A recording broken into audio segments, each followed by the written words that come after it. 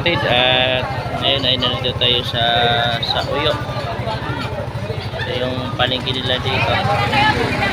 Maraming mga una namimili. Titingnan natin yung bibinga dito sa bibinga nila dito. Para may pangkapi tayo mamaya. Maraming tao na bibili. Ano lang yung kwan? Apa? Yung kulay red. Kulay red ba yan?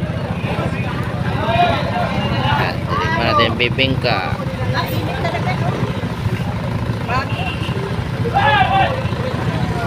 Try na lang, no? Init-init pa. Yun, try na lang yan.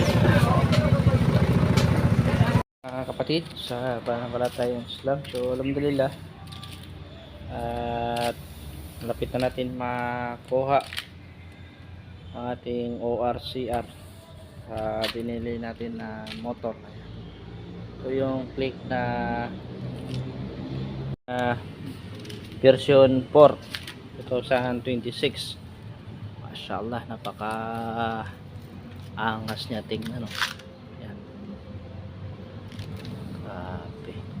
So first time natin gumamit ng click dahil yung isang motor natin na isa ay RS yun. So lagay tayo ng tapalulo dito dahil yung tapalulo dito maiksi, tapalulo ba tawag doon? Yan, para yung putik hindi pumapasok sa loob. Yun yung unang nakita ko sa click maiksi hanggang dito lang kasi pag tag-ulan pumapasok doon yung dumi sa loob. Kaya yan, lagyan natin ng protector dito para hindi masira, no?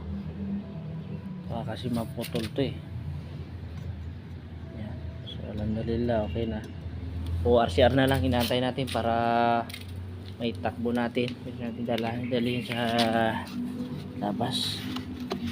Ito yung gatas ng pinagpuyatan ko sa Move It.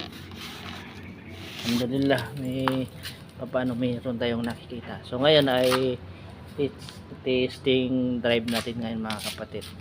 Inshallah.